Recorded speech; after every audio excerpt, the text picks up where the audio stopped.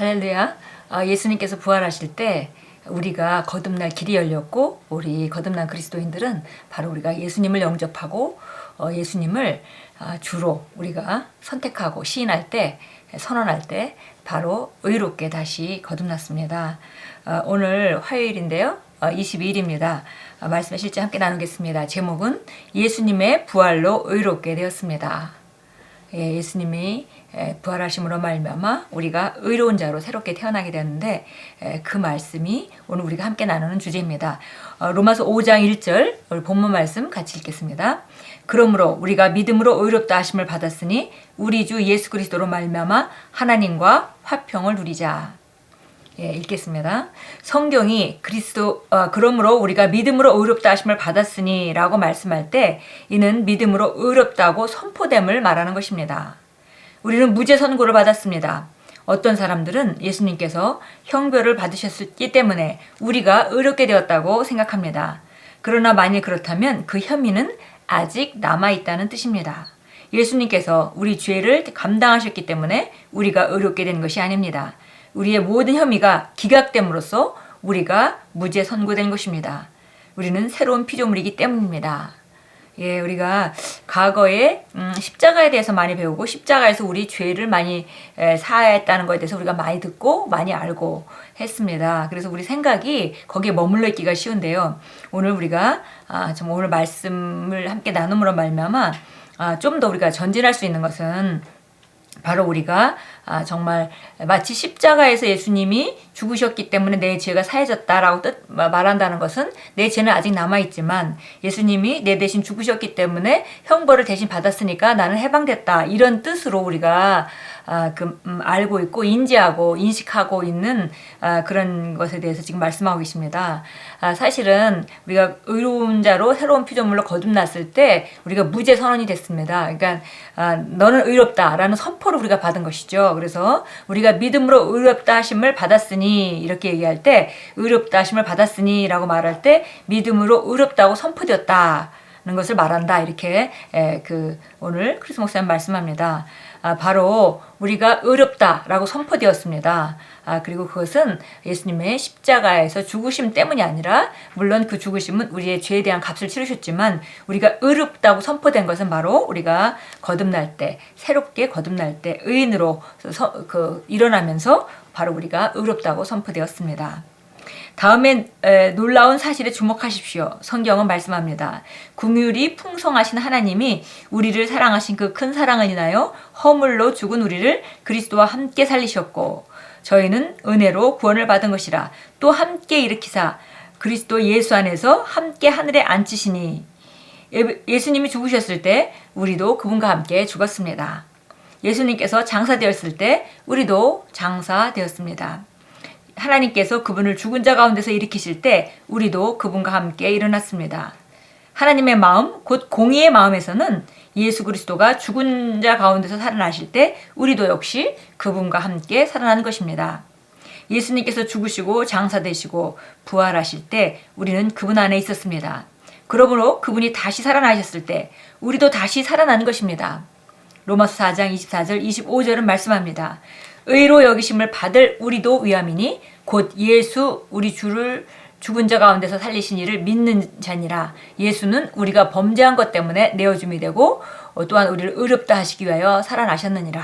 그래서 예수님이 십자가에 죽으신 것과 새롭게 일어나신 것에 대해서 말하죠. 그래서 보니까 우리 범죄한 것 때문에 그분이 내어주셔서 십자가에 달리셨고, 우리를 의롭다 하게 하시기 위해서 살아나셨다. 죽은 자 가운데 다시 살아나셨다. 그래서 이 두 가지 사건이 바로 우리를 우리의 사람은 죽고 그 다음에 새 사람이 새로 일어날 수 있도록 그 길을 예비하셨습니다. 예수님의 죽으심으로 우리가 의롭게 된 것이 아닙니다. 그분의 부활하심으로 인해 우리가 의롭게 된 것입니다. 이는 매우 중요한 사실입니다.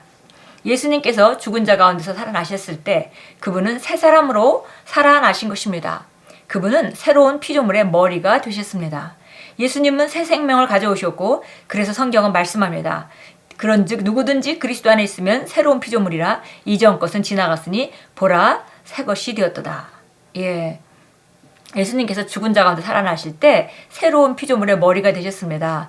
성경은 그것을 둘째 아담이라고 말하고요. 첫째 아담이 바로 모든 자연인의 머리라면 둘째 아담은 바로 새롭게 거듭난 그리스도인들의 머리입니다. 그래서 보니까 그때 새로운 생명을 가져오셨고 첫째 아담의 후손으로 온 그 생명으로는 우리가 멸망받을 수밖에 없기 때문에 요한복음 3장 16절 말씀과 같이 저는 누구든지 저를 믿는 자들은 멸망치 않고 영생을 얻게 하려 하심이라. 그래서 예수님이 가지고 오신 생명은 바로 영생인데요. 그 영생을 우리가 영생하는 생명으로 새롭게 태어남으로 말미암아 이 땅에 더 이상 지배받는 그런 삶이 아니라 승리하는 삶, 예수님과 같이 완벽하게 다스리는 사람으로 일으키신 것이고 그것이 바로 새 피조물입니다.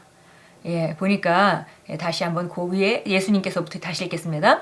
예수님께서 죽은 자 가운데 살아나셨을 때 그분은 새 사람으로 살아나신 것입니다. 그분은 새로운 피조물의 머리가 되셨습니다. 예수님은 새 생명을 가져오셨고 그래서 성경은 이렇게 말합니다. 그런즉 누구든지 그리스도 안에 있으면 새로운 피조물이라 이전 것은 지나갔으니 보라 새 것이 되었도다. 이는 곧 새로운 피조물에게는 과거가 없다는 의미입니다. 새로운 피조물 안에는 죄가 없습니다. 예수님이 부활이 당신을 의롭게 만들었습니다. 당신은 더 이상 죄 지은 자가 아닙니다. 그것은 옛사람입니다. 죄 지은 자는 죽었습니다. 그는 그리스도 안에서 죽었고 다시 부활하지 않았습니다. 그분께서 부활하실 때 새로운 당신이 태어났습니다. 그러므로 우리가 그의 죽으심과 합하여 세례를 받음으로 그와 함께 장사되었나니 이는 아버지의 영광으로 말미암아 그리스도를 죽은 자 가운데서 살리신과 같이 우리도 또한 새 생명 가운데 행하게 하려 하심이라. 하나님께 영광 돌립니다.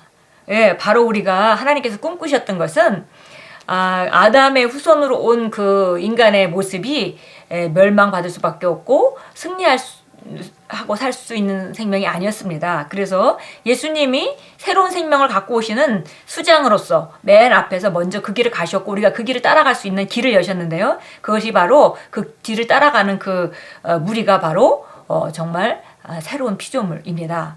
예, 그래서 보니까 우리가 예수님이 죽으심은 우리 죄를 위해서 죽으신 것이고 예수님의 부활은 바로 우리를 의롭게 탄생시켰다. 예, 이렇게 말합니다. 그런데 이렇게 한 이유는 바로 새 생명 가운데 살도록 옛날 그 아담의 후손으로 온 그 생명 가운데는 그 생명은 승리하고 살 수도 없고 지배하고 살 수도 없고 그 생명은 멸망하는 생명입니다. 그래서 예수님은 새로운 생명을 갖고 오셨고 그 새로운 생명 가운데 살도록 그러니까 우리가 예수님이 가져오신 새로운 생명을 이해하는 것은 너무 중요하고 그 생명 가운데 우리가 기능하는 것은 너무 중요한 일입니다.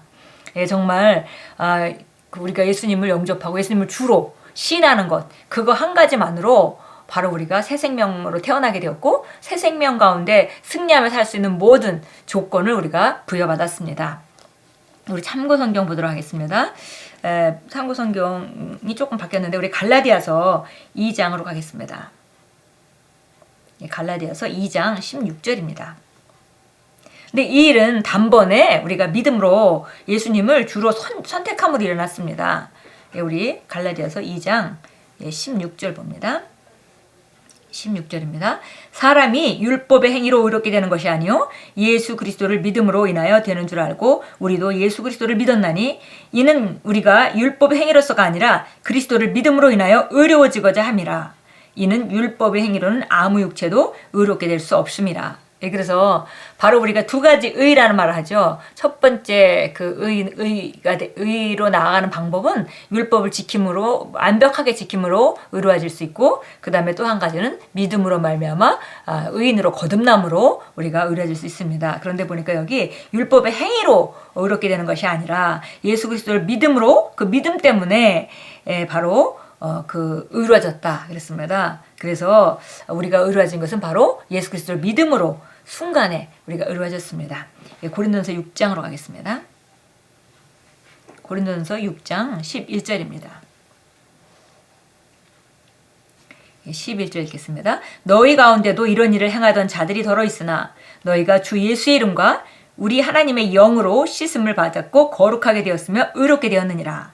그래서 여기 그 예수 믿지 않는 자들의 그런 어떤 행동, 도둑질하고 세상의 사람들의 그 삶 죄의 본성에 그 지배받고 사는 사람들의 삶에 대해서 쭉 얘기했습니다. 도둑질하는 자, 탐욕 부리는 자, 뭐 욕설하는 자 여러 가지로 있었는데 지금 사도 바울은 고린도 교회에 쓰는 첫 번째 편지에서 말합니다. 너희도 이런 일을 행하던 자들이 더러 있었지만 그러나 너희가 주 예수 이름과 우리 하나님의 영으로 씻음을 받았다. 그리고 거룩하게 되었고 구별되었단 말이죠. 그리고 의롭게 되었다. 그래서 과거에 너희도 아담의 후손이 가지고 있는 그런 죄의 본성으로 기능하는 사람들이 있었지만은 이제는 예수님의 이름과 하나님의 영으로 새롭게 씻음을 받아서 새롭게 거룩하게 구별되었고 그리고 완벽하게 의롭게 되었다라고 말합니다.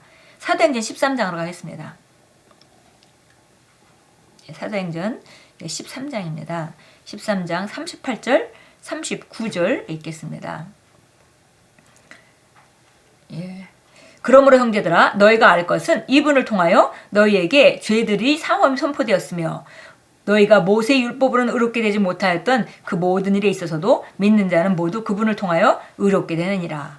그래서 보니까 여기 그 예수님을 통하여 우리가 죄의 사함을 받았고 그 다음에 또 그분을 통해서 우리가 의롭게 되었다라고 말합니다. 그래서 이것은 바로 예수님의 부활로 우리가 의롭게 됐다는 사실, 이것을 잘 이해하겠습니다. 예수님의 십자가가 나를 의롭게 했다는 그런 생각을 만약에 가지고 있는다면은 우리는 여전히 죄의 본성 가운데 지배받는 그런 그 접근을, 사고방식을 가지고 있게 되겠고요. 계속 죄를 지면서 또 회개하고 그 죄를 안 지려고 노력하는 그런 접근을 하게 될 것입니다. 그런데 우리가 예수님의 부활로 의롭게 되었다는 이 사실을 우리가 정확하게 인지한다면 이제 우리가 정말 새로운 피조물 안에 있는 능력과 그리고 본성을 우리가 이해하게 되고 그 본성을 인식하게 되고 충실하게 되고 그러면 우리 안에 있는 그 본성은 우리가 영적으로 성장함에 따라 점점 나타나게 됩니다. 그래서 오늘 예수의 부활로 의롭게 되었다라는 그 제목의 그래서 이렇게 나누는 이 주제를 잘 이해하는 것은 너무 중요합니다. 기도하겠습니다. 주님, 죽은 자 가운데서 다시 살아나신 예수 그리스도의 부활을 통하여 제가 의롭게 되었으니 감사드립니다. 그리스도께서 죽은 자 가운데서 살아나셨을 때 저도 그분과 함께 살아났습니다. 그러므로 저는 새 생명 가운데 행합니다. 저는 오늘도 왕으로 생명 안으로 다스리고 통치합니다. 예수 이름으로 기도합니다. 아멘. 기도문에 오늘 핵심이 다 있습니다. 바로 예수님이 우리 옛사람을 위해서 십자가에 죽으셨고 그래서 우리가 정말 모든 죄로부터 빠져나올 수 있는 그런 그 죄의 값을 치르지 않는 그런 상태로 그 값을 치르셨고 그 다음에 그분이 일어나심으로 말미암아 우리가 의롭게 되고 새로운 생명 가운데 생명을 받게 됐습니다. 그러니까 우리가 이제는 그 생명 가운데 행하는 것 이것이 우리에게 남아있고 바로 그 예수님이 오셔서 주신 그런 새로운 생명을 주신 목적은 우리가 생명 안에서 왕노릇하도록 우리 다스리고 통치하는 삶을 살 수 있도록 그렇게 우리에게 그 새로운 생명을 가져오신 것입니다. 오늘도 우리 안에 있는 생명을 인식하시고 순간순간 정말 우리 본성 안에 있는 것들을 그 인식함으로 말미암아 우리 본성 안에 있는 능력들이 실제화되는 또 효과가 있는 그런 삶으로 오늘도 한 걸음 한 걸음 내딛고 승리하시기 바랍니다.